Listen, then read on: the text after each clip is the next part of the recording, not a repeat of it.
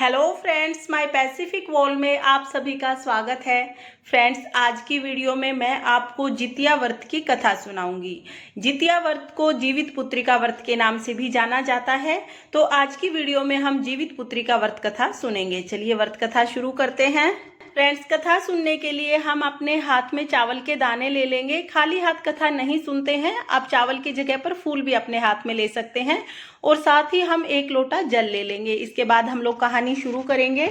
जब महाभारत का युद्ध हुआ था तो अश्वत्थामा नाम का हाथी मारा गया था, लेकिन चारों तरफ यह खबर फैल गई कि अश्वत्थामा मारा गया, अश्वत्थामा मारा गया।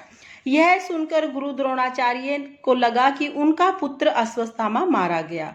अपने पुत्र के शोक से व्याकुल होकर गुरु द्रोणाचार्य ने अपने अस्त्र शस्त्र गिरा दिए। इसके बाद द्रौपदी के भाई ने गुरु द्रोणाचार्य की हत्या कर दी। जब अश्वत्थामा को पता चला कि उनके पिता की मृत्यु हो गई है तो वह अपने पिता की मृत्यु का बदला लेने के लिए पांडवों के शिविर में जा पहुंचे। रात का समय था। पांचों पांडवों के पुत्र सो रहे थे।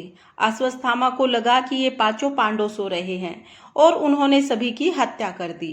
परिणाम स्वरूप पांडवों को बहुत अधिक क्रोध आया।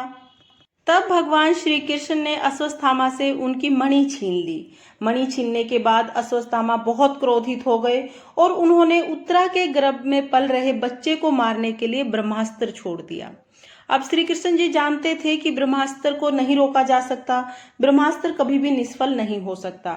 इसलिए भगवान श्री कृष्ण ने अपने जितने भी नेक कर्म थे, अपने सभी पुण्य कर्मों का फल उत्तरा के गर्भ में पल रहे बच्चे को दे दिया ताकि उसकी रक्षा हो सके। फलस्वरूप उत्तरा का बच्चा जीवित हो गया। यह बच्चा बड़ा होकर राजा परीक्षित बना।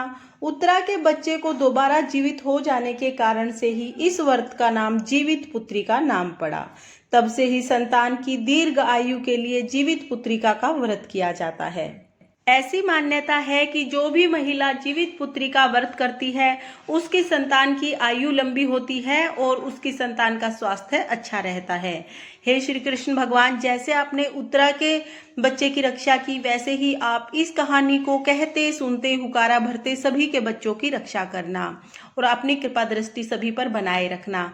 इसके बाद हम एक गणेश जी की कथा जरूर सुनेंगे। तो चलिए गणेश जी की कथा शुरू करते हैं। एक बुढ़िया माई रोज मिट्टी के गणेश जी की पूजा करती थी। बेचारी बुढ़िया रोज मिट्टी के गणेश जी बनाती और रोज गल जाते। उसके घर के सामने एक सेठ जी का मकान बन रहा था। बुढ़िया माई सेठ जी के मकान पर जाकर कारीगर से बोली, भाई मेरे मिट्टी के गणेश जी रोज गल जाते हैं, आप मेरे लिए पत्थर के गणेश जी बना दो, आपकी बहुत कृपा होगी। कारीगर बोला, माई जितनी देर में मैं तुम्हारे गणेश जी बनाऊंगा उतनी देर में तो मैं दीवार पूरी कर लूंगा। बुढ़िया यह सुनकर बहुत दुखी हुई और अपने घर वापिस लौट गई। अब दीवार पूरी करते करते शाम हो गई, क्योंकि जैसे ही दीवार बनाते दीवार टेढ़ी हो जाती। दीवार को फिर गिराना पड़ता, फिर दोबारा दीवार बनाते, फिर टेढ़ी हो जाती, फिर गिराना पड़ता। ऐसे ही शाम हो गई। शाम को सेठ जी आए और पूछा कि आज कोई काम नहीं किया। तब कारीगर ने बुढ़िया वाली सारी बात सेठ जी को बता दी। तब सेठ जी ने बुढ़िया से जाकर माफी मांगी और कहा कि हे बूढ़ी माई, तुम हमारी दीवार सीधी करा दो, हम तुम्हारे सोने के गणेश जी बनवा देंगे। गणेश जी ने यह बात सुन ली। यह बात सुनते ही गणेश जी ने दीवार को सीधा कर दिया। सेठ जी ने बुढ़िया माई के सोने के गणेश जी बनवा कर दिए। गणेश जी को पाकर बूढ़ी माई बहुत प्रसन्न हुई। हे विनायक महाराज, जैसे सेठ जी की दीवार सीधी की वैसे ही इस कहानी को कहते सुनते हुकारा भरते सभी के सभी कार्य सीधे करना और सभी पर अपनी कृपा दृष्टि बनाए रखना। इस तरह से हमारी व्रत कथा पूर्ण हो जाएगी।